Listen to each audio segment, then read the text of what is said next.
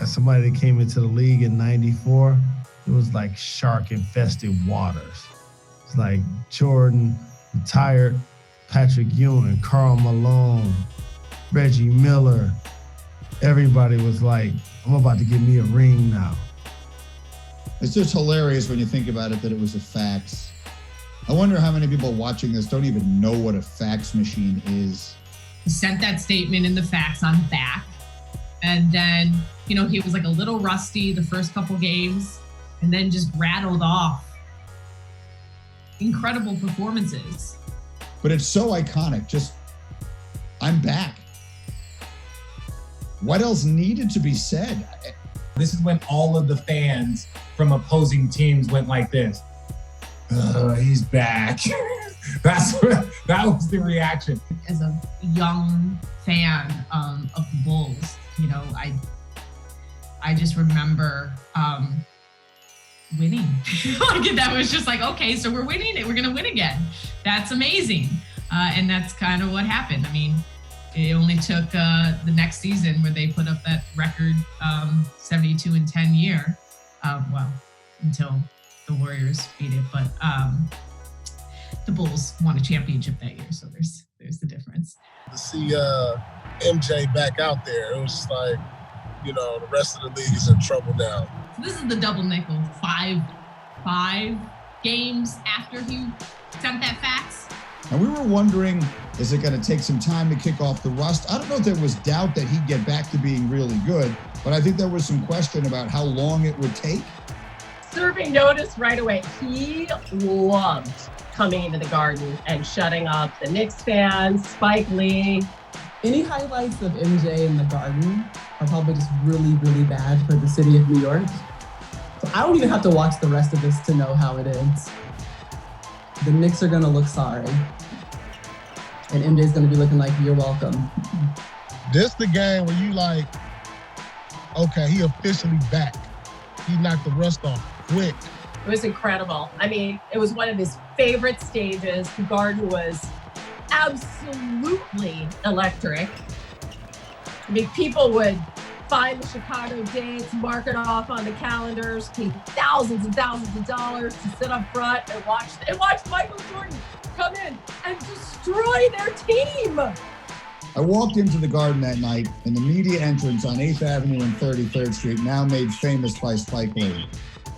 And as I'm walking in the door, a guy yells out to me, I'll give you $10,000 for your press pass. There's some guy standing there. So I watched the game from a bar across the street. MJ and the 4-5, as Jay-Z would say. They need to play games with you. But to aim at you. Jay-Z watched this and he was like, I'm so sad for my whole city.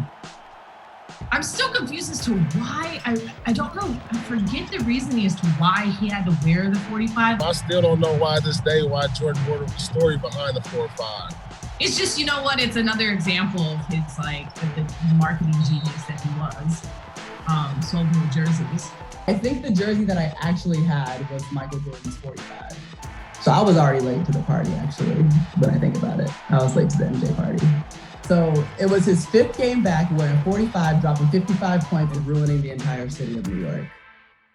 I'm going to rank Jordan's 55 in the Garden way up. Maybe in my top 10 for sure, maybe in my top 5 Jordan performances of all time. That was magic. There are no words to describe the magic of that night. 3 dribbles. Get where I need to get, pogo stick. Again, same spot. He's going to the free throw line. Why can't anyone stop him? He wasn't going to miss no matter what. Just unstoppable. He was like more surgical. Just, you know, he gonna pick his spots. He gonna get to his pull-up jumper. It was a thing of beauty, man. And that's the thing that we missed in today's game. It's a lost art that he just stopped on the dime. You couldn't stop and he just elevated over. I mean, you don't see that no more. Get off me, John Starks. Get off me. Just John Starks just getting all of the bad things. But you got to respect John Starks. You know, there was always that story about how he was bagging groceries before he made it to the league. And then MJ made him want to go back and bag groceries. He's like, nah, is this really worth it? Oh, I hated John Starks so much when I was young. Like, I didn't really know what hate was, but as far as an innocent hate, John Starks was it. John Starks had to give him a high five for that one. Look at David Stern smiling. Money, money, money, money! MJ! He knew MJ was back. The money is back. Because this man was must-see TV just... Oh. Michael Jordan had a flair for the dramatic that was unmatched. He lived for these moments. He on the biggest stage, regular season, Spike Lee probably there. Hold on. Of course, the legend that is Spike Lee is there. And the New York Knickerbockers had the nerve to disrespect his greatness, how much he's put on for that franchise. Spike, you could be a Pistons fan. We'll hold you down. I bet he went home and wrote a whole movie after this. If at this moment you had said, I'll give you $1,000 that Michael Jordan doesn't take this shot, not one person in the building would have taken you up on that bet.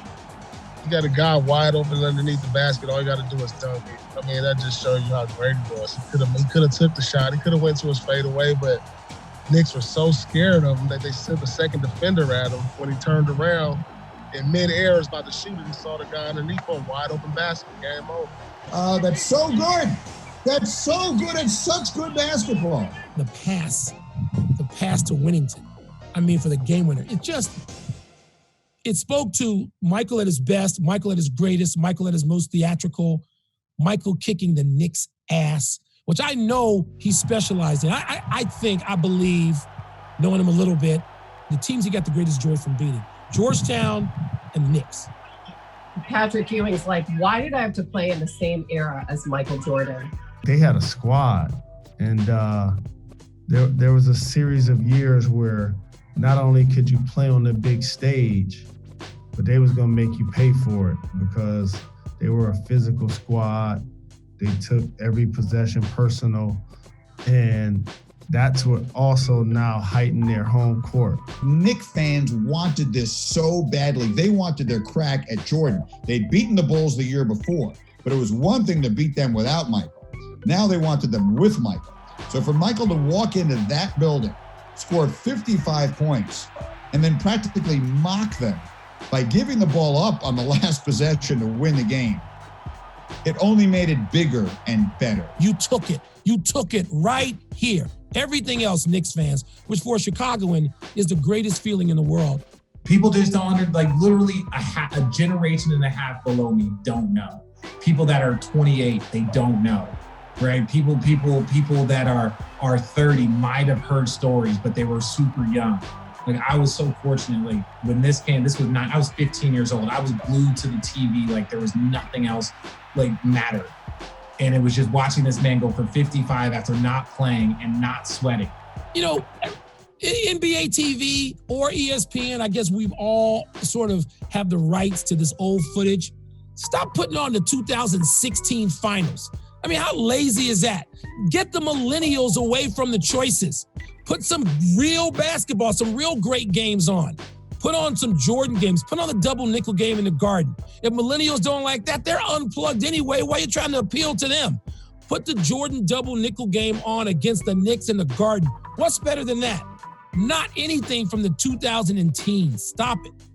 Yeah, all-time great performance. And no matter who puts up numbers or how big the numbers go at Madison Square Garden, I think it's going to be one of the best, if not the best, given the circumstances of Jordan returning.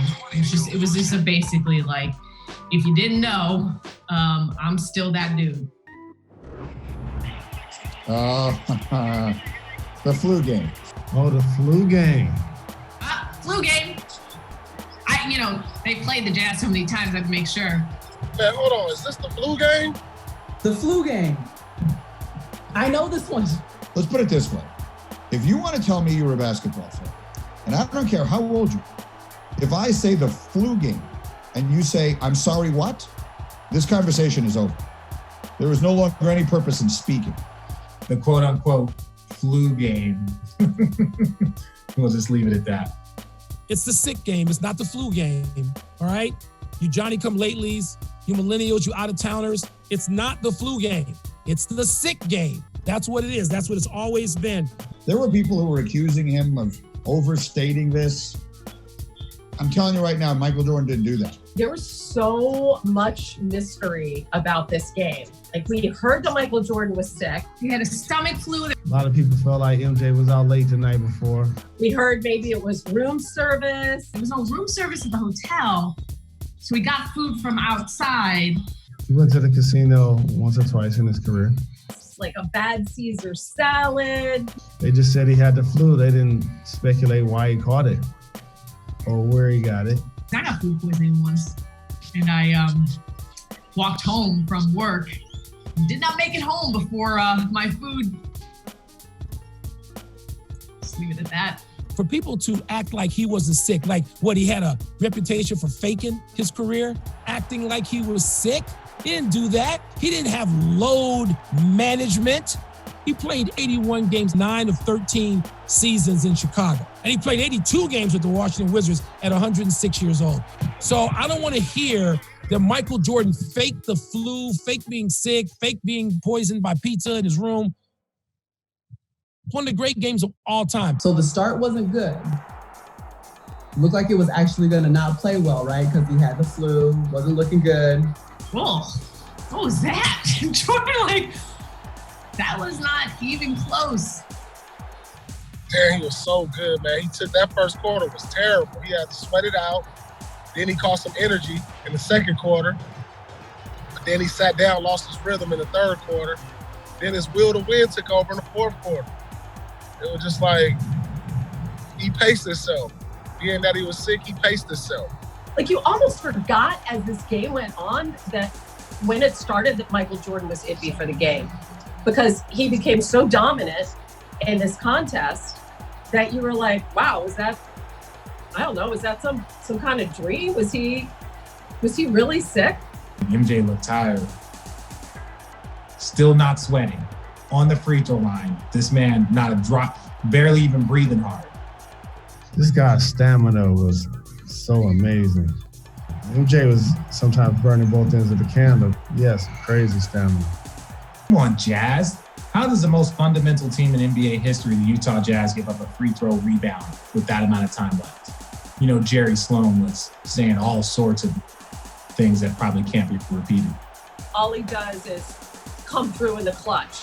It's a tie game, and there goes Michael Jordan. Money! Of course he makes it. Man, how you got the flu and you come out and do them like this? How do you leave Jordan open in that situation? Bryon Russell, what are you doing? You can't double that. John Stockton tried, he's just too short. You have to come double team Scottie Pippen on Jeff Hornacek, which leaves Michael Jordan open in rotation. Like, think about that. They were having to rotate. They were having to double team Pippen. So the greatest player of that generation was left open, Michael Jordan. So that's not fair. He just becomes all the more dangerous, all the more focused. And we were just literally watching in awe. Who could ever forget that? Holding on to Scottie, walking off. That picture right there will last forever. Maybe one of the best pictures I used to have up on my wall when I was a kid is Pippen holding up Jordan as he's walking off, going into the timeout huddle. And then on it says "Love is," playing on nothing but heart, and it's just Pippen holding him, trying to get him over to the bench so that he can finish his flu game. That Scottie understood he had to be the big brother in that game. That's the untold story and the unsung hero of the sick game of Scottie Pippen. I think it's a great image to show Pippen supporting Jordan like he did pretty much, the entire time they were with the Bulls together. I think is the lasting image of that game, more so impactful than thinking about him having food poisoning or whatever and overcoming that. I just think I love seeing that image of that Jordan felt comfortable enough to be vulnerable and to embrace Pippen in that way. I think that duo it should be praised more and more, and it should be less of just Jordan and more of Jordan and Pippen, and that image should be framed in all Bulls fans' hearts. Like, the Michael Jordan flu game is one of the great games in the history of sports. And everyone remembers the flu game. Well, the Jazz want to forget it, but everyone remembers it. I mean, to have a seat for that's one of those times you knew you were seeing something that you were never going to see from anybody else again. There have been great performances. There have been great performances by a lot of people. God knows Kobe had fistful of great performances. But the sick game, I don't know that anybody else ever had anything like that.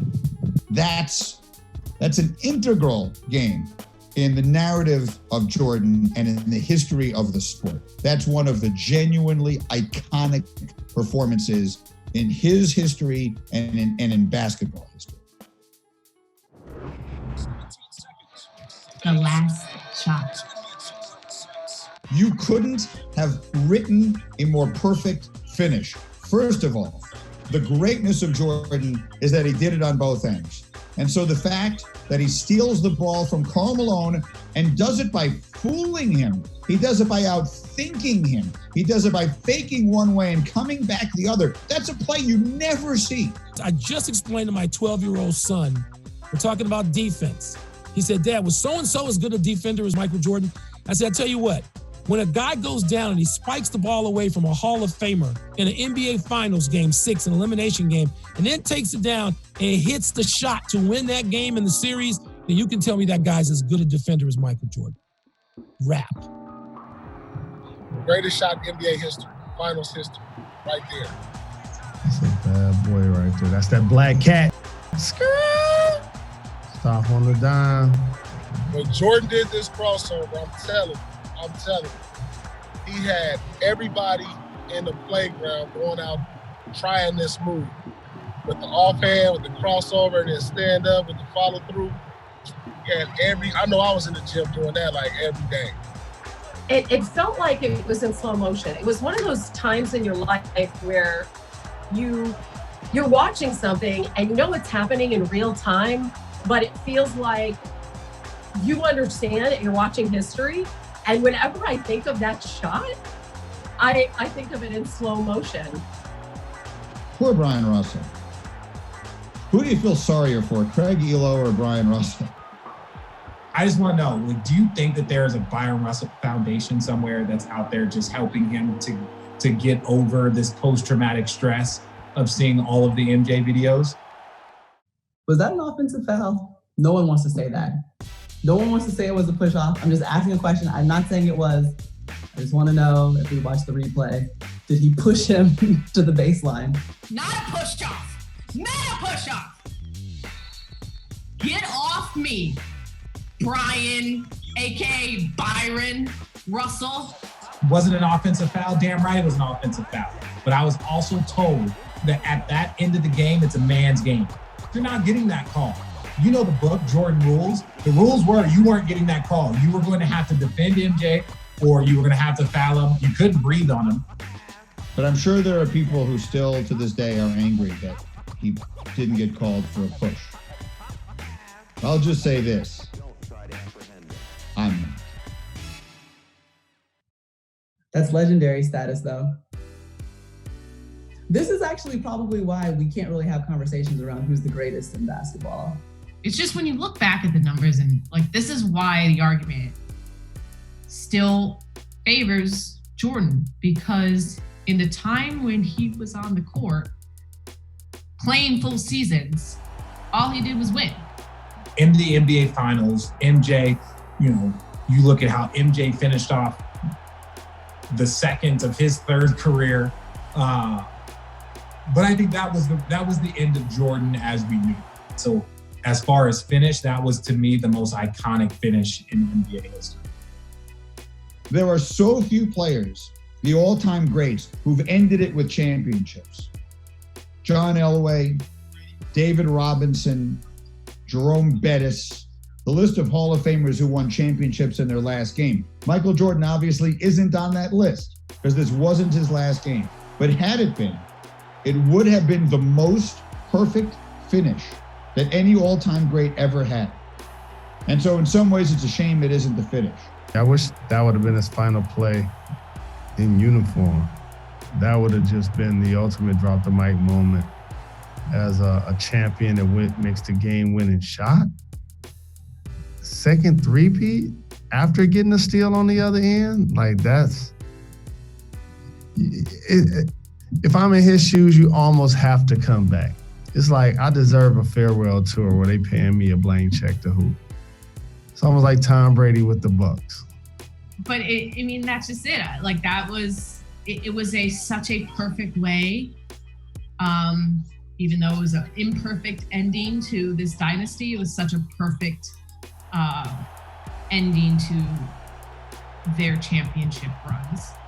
Is there a Jordan curse for the Chicago Bulls? Because they broke up that team because they thought players win, or they thought ownerships build championship teams, not players.